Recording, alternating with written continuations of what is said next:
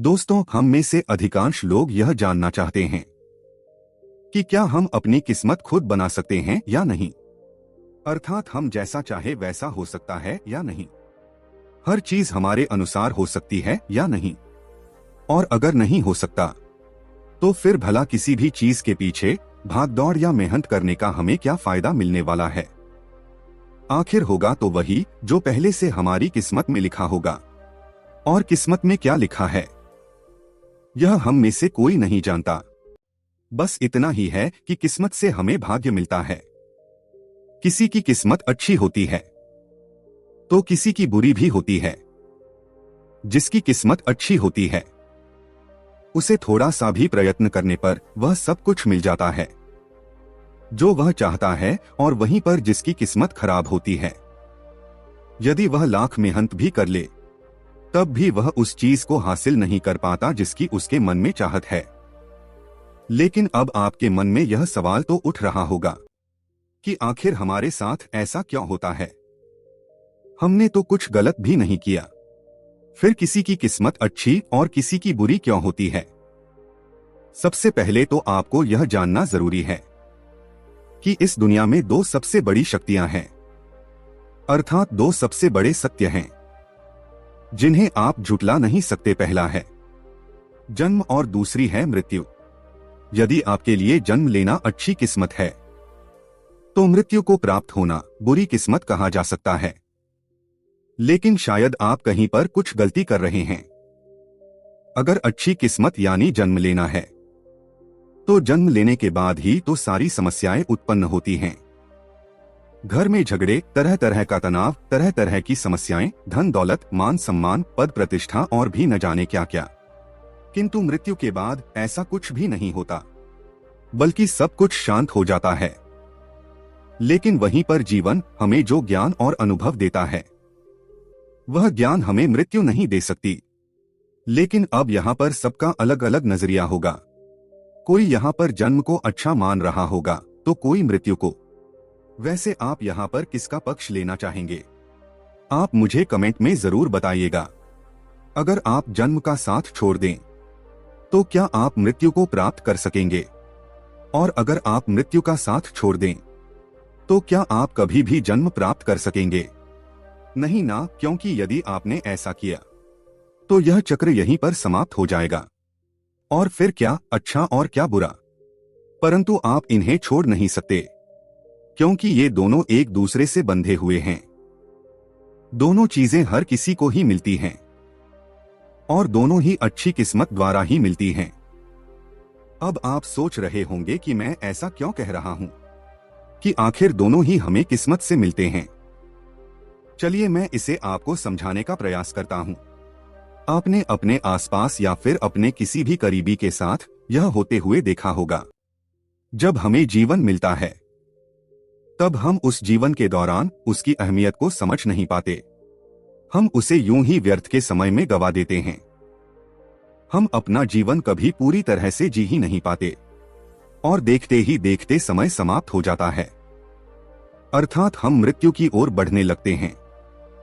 और जब मृत्यु हमारे करीब आती है तब हमें एहसास होता है कि हमने तो अपना जीवन कभी जिया ही नहीं। उस वक्त हमारे मन में जीने की इच्छा जाग उठती है, किंतु तब तक आपका समय पूरा हो चुका होता है और फिर उस समय हमें पश्चाताप होता है। आधी अधूरी मृत्यु को जानते हुए हम मृत्यु को प्राप्त हो जाते हैं। ऐसी अवस्था में एक व्यक्ति की अच्छी किस्मत होते हुए भी वह उसके लिए बुरी बन जाती है। लेकिन सवाल तो यहाँ पर यह था कि क्या हम अपनी किस्मत को अच्छा बना सकते हैं या नहीं। तो मुझे लगता है कि आपको जवाब मिल चुका होगा। जब कोई चीज पहले से ही अच्छी है तो उसे अच्छा या बुरा हम खुद ही बनाते हैं। और वास्तविकता देखी जाए तो हम अपनी किस्मत हर रोज लिखते हैं। अर्थात जो भी हम कर्म करते हैं उसके अनुसार हमारी किस्मत या हमारा भाग्य निर्मित होने लगता है।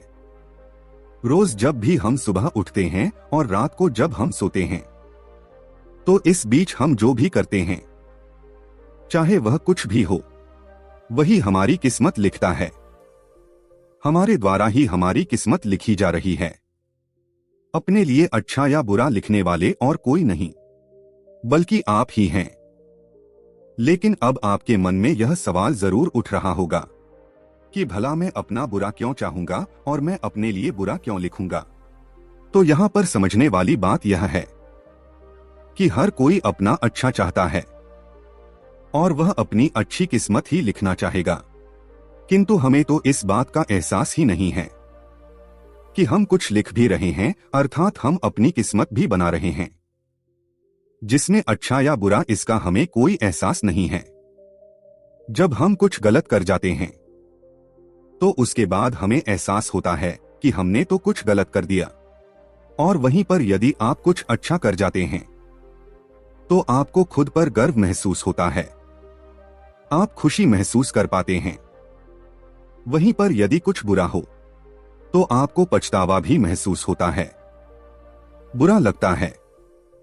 लेकिन यह दोनों कार्य करते समय हमें कुछ भी पता नहीं होता, बस हम कार्य कर देते हैं और बाद में हमें इसका एहसास होता है कि वह कार्य हमने अच्छा किया या बुरा। अब आप इतना तो समझ चुके होंगे कि आपकी अपनी किस्मत किसी दूसरे के हाथों में नहीं, बल्कि आपके हाथों में ही है। सब कुछ आप ही के अनुसार तो हो रहा है। जैसा आपने किया था बिल्कुल वैसा ही आपको फिर से मिल रहा है। जैसे कि अगर आपके साथ सब कुछ अच्छा होता है तो आप कहते हैं यह मेरे पुण्य कर्मों के फल है, यह तो मेरी मेहनत का नतीजा है। लेकिन वहीं पर यदि आपके साथ कुछ बुरा होता है तो आप तुरंत कहते हैं मेरी तो किस्मत ही खराब है, न जाने मैंने ऐसा क्या कर दिया था जो मेरे साथ ऐसा हो रहा है। लेकिन आप वहां पर एक चीज भूल रहे हैं कि आप अपनी कमियों पर ध्यान नहीं दे रहे, बल्कि आप अपनी कमियों को छुपाने की कोशिश कर रहे हैं, और वह भी अपनी किस्मत का सहारा लेकर। और जब कोई व्यक्ति ऐसा करता है तो वह साफ तौर पर वहां से बच निकलता है और सारा दोष किस्मत को दे देता है, क्योंकि आप यही कहना चाहते हैं कि मैंने तो सब कुछ अच्छा किया था, मैंने तो भरपूर मेहनत भी की थी, लेकिन उसके बाद भी मैं अपने लक्ष्य तक पहुंच नहीं पाया। इसमें मेरी कोई गलती नहीं, मेरी तो किस्मत ही खराब है।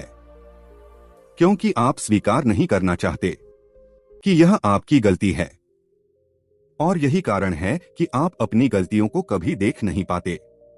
और जब आपके साथ कुछ बुरा होता है तब आप यही कहते हैं कि जैसे ईश्वर की मर्जी, जैसी उसकी मर्जी होगी वैसा ही होगा। यह कह के आप अपने आप को असहाय कर देते हैं। अब हम कुछ नहीं करेंगे, जैसा हो रहा है बस उसकी मर्जी से होने दो। किंतु आप यह भूल जाते हैं कि जब आप इस प्रकार के विचार अपने मन में उत्पन्न करते हैं तब आपकी किस्मत आप खुद ही लिख रहे होते हैं। तब किस्मत में यह लिखा जा रहा होता है कि आप दूसरों के कर्मों पर निर्भर हो जाएंगे, और कोई दूसरा जब आपको खाने के लिए देगा तभी आपका पेट भरेगा। हो सकता है कि आपको मेरी बातें समझ में ना आ रही हो। चलिए इसे एक छोटी सी कहानी के माध्यम से समझते हैं। बहुत समय पहले की बात है। एक नगर में एक युवक रहता था जिसे अपनी किस्मत पर बहुत भरोसा था।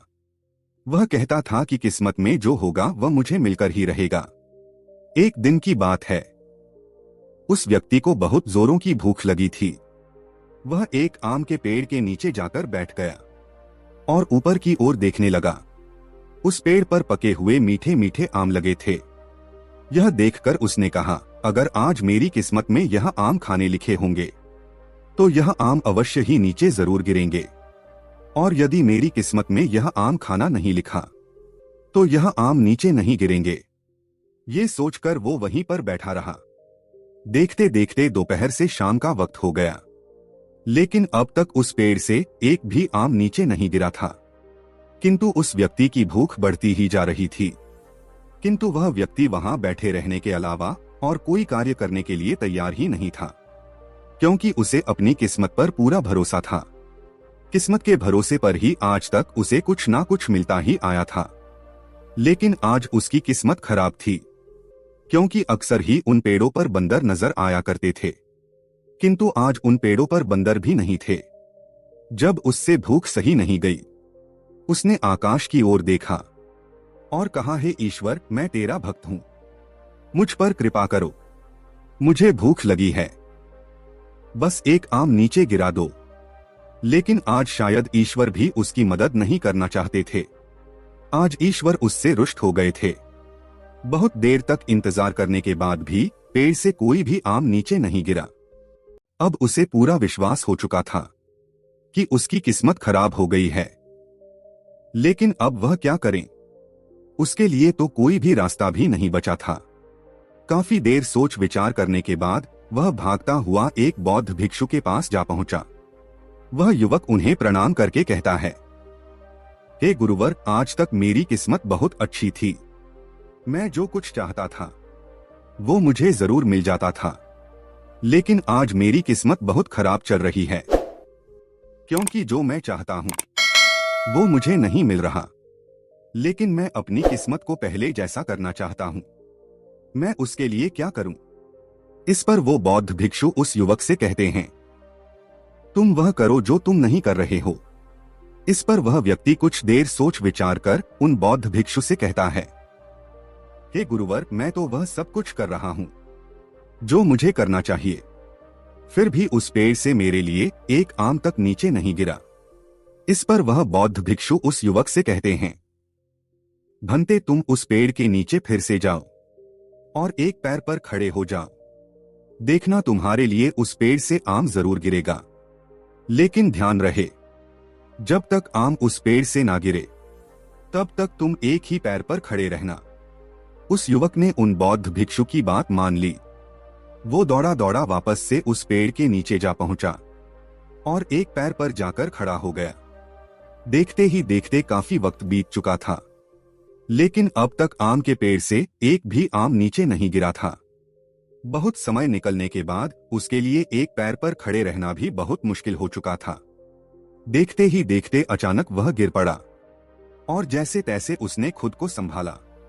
वह एक बार फिर से खड़ा हुआ और उन बौद्ध भिक्षु के पास जा पहुंचा और उनसे कहने लगा, हे गुरुवर, लगता है मेरी तो किस्मत ही खराब है। आपके कहे अनुसार मैंने सब कुछ किया। मैं जाकर उस पेड़ के नीचे एक पैर पर खड़ा हो गया, तब भी उस पेड़ से एक आम तक नहीं गिरा। इस पर वह बौद्ध भिक्षु उस युवक से कहते हैं, भंते, तो कोई बात नहीं, इस बार तुम सर के बल खड़े हो जाओ।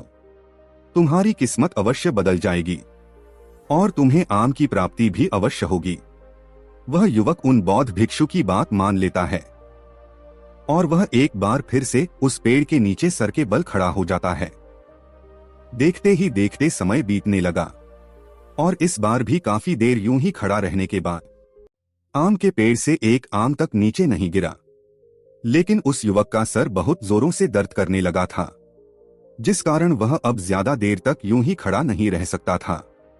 इसलिए एक बार फिर से वह अपने पैरों के बल खड़ा हुआ और दौड़ता हुआ उन बौद्ध भिक्षु के पास जा पहुंचा और उन बौद्ध भिक्षु से कहता है, हे गुरुवर, लगता है मेरी किस्मत फूट चुकी है।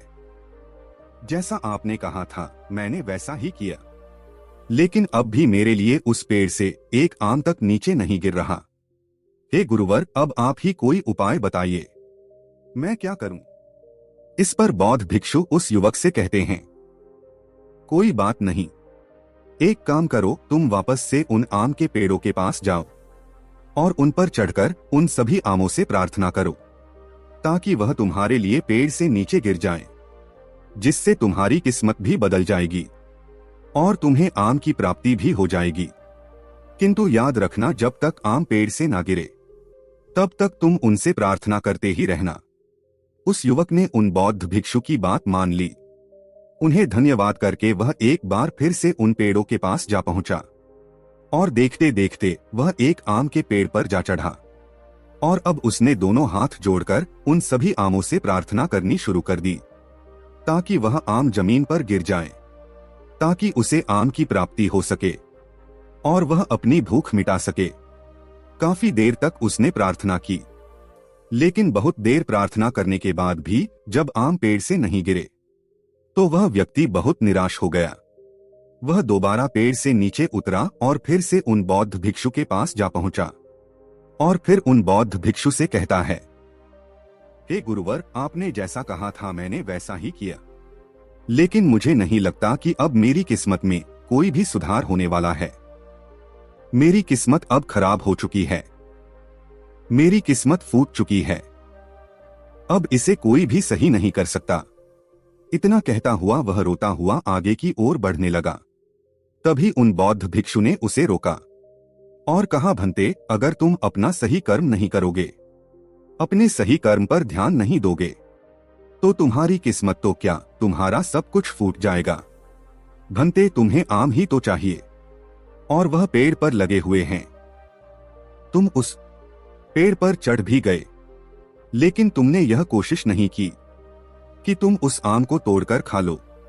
इस पर वह युवक उन बौद्ध भिक्षु से कहता है, नहीं गुरुदेव, आम को मेरे लिए उस पेड़ से गिरना चाहिए, तभी मैं उसे खाऊंगा।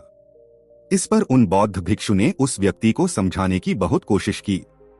यदि वह पेड़ पर चढ़ सकता है तो आम भी तोड़ सकता है और उन आमों को वह खुद भी खा सकता है और दूसरों को भी खिला सकता है। लेकिन वह व्यक्ति अपनी जिद पर अड़ा हुआ था। वह चाहता था कि आम उसके लिए स्वयं ही नीचे गिरे। इस पर बौद्ध भिक्षु उस युवक से कहते हैं, भंते, बताओ वह आम का पेड़ कहाँ है? मैं तुम्हारे साथ चलता हूं। इतना कहने के बाद वह बौद्ध भिक्षु उसके साथ उस आम के पेड़ के पास जा पहुंचे।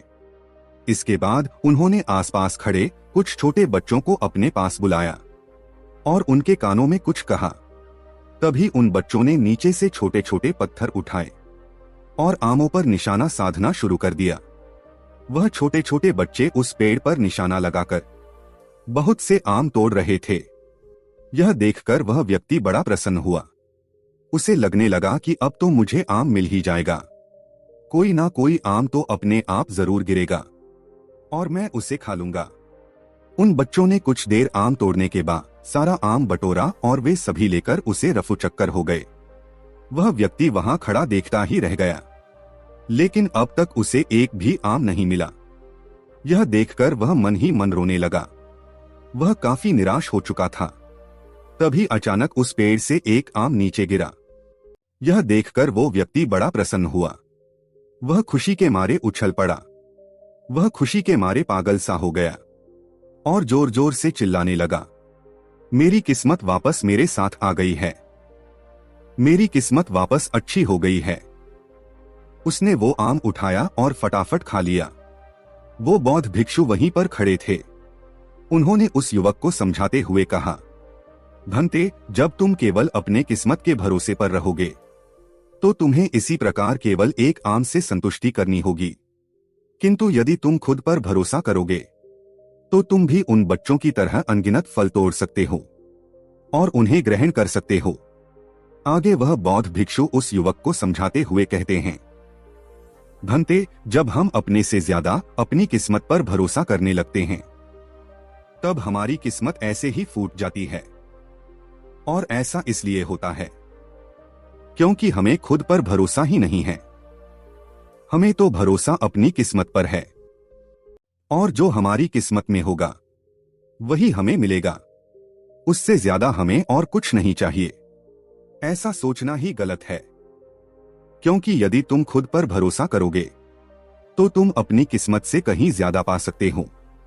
क्योंकि जब हम अपने कर्म पर भरोसा करते हैं तब किस्मत अच्छी हो या बुरी इससे कोई फर्क नहीं पड़ता। हमें तो बेहतर से बेहतर ही मिलता रहता है। किस्मत को बनाना या बिगाड़ना यह हमारे कर्मों पर निर्भर करता है। जैसे आप कर्म करेंगे वैसा ही फल आपको मिलेगा। अर्थात यदि आप आज अच्छा कर्म करते हैं तो आपको भविष्य में अच्छा फल ही मिलेगा। वहीं पर यदि आप आज बुरे कर्म करते हैं और यह सोचते हैं कि आपको आगे चलकर अच्छा फल मिलेगा तो ऐसा कभी नहीं होगा। इसलिए यदि तुम अपनी किस्मत सचमुच सुधारना चाहते हो तो सबसे पहले अपने कर्मों को सुधारो। केवल इस तरह बैठे रहने से तुम्हें कुछ भी हासिल नहीं होगा। यदि तुम्हें कुछ पाना है तो तुम्हें उसके लिए कर्म तो करना ही होगा। जैसे यदि तुम्हारे सामने भिन्न भिन्न प्रकार के व्यंजन रखे हुए हैं, तो क्या वह सारे व्यंजन तुम्हारे मुंह में अपने आप ही चले जाएंगे? इस पर वह युवक जवाब देते हुए कहता है, नहीं गुरुवर, वह मेरे मुंह में अपने आप कैसे चले जाएंगे? मुझे स्वयं ही उन्हें उठाना होगा और अपने मुख में डालना होगा। इस पर वह बौद्ध भिक्षु उस युवक से कहते हैं, ठीक इसी प्रकार यदि तुम्हें अपनी किस्मत सुधारना है तो तुम्हें खुद ही कर्म करने होंगे। तुम्हें अपने कर्मों से ही अपना भाग्य निर्मित करना होगा। अन्यथा यदि तुम केवल आम के पेड़ के नीचे बैठ जाओगे और यह सोचोगे कि तुम्हारे लिए आम स्वयं ही नीचे गिरेगा, तब तुम उसे खाओगे, तो ऐसा हो तो सकता है, लेकिन वह कब तक होगा इसके बारे में कुछ नहीं कहा जा सकता। वहीं पर यदि तुम थोड़ा प्रयत्न करो, थोड़े कर्म करो और उस फल को तोड़ने की कोशिश करो, तो अवश्य ही जब तुम चाहोगे तब तुम्हें वह फल अवश्य मिल जाएगा। और जितनी मात्रा में तुम चाहते हो उतनी मात्रा में भी तुम्हें मिलेगा। जिस प्रकार आज तुम्हें केवल एक फल से संतुष्ट होना पड़ा, वहीं पर यदि तुमने कोशिश की होती तो हो सकता है कि तुम्हें ऐसे और भी फल मिल जाते, किंतु तुम केवल बैठकर इंतजार ही करते रहे, अपनी किस्मत के भरोसे बैठे रहे। इसलिए प्रयत्न करो, कर्म करो, अपने कर्म को सुधारो, तुम्हारा फल अवश्य ही बदल जाएगा, अर्थात तुम्हारा भाग्य अवश्य ही बदल जाएगा। इतना कहकर वह बौद्ध भिक्षु शांत हो गए और उस युवक को भी अब समझ में आ चुका था, यदि कुछ अच्छा पाना है, कुछ बेहतर पाना है, तो उसके लिए हमें कर्म तो करना ही होगा। हम अपनी किस्मत खुद ही बनाते हैं।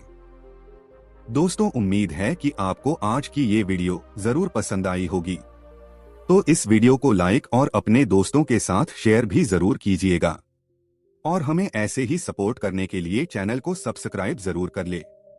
चलिए मिलते हैं अगली वीडियो में, तब तक के लिए अपना ख्याल रखें।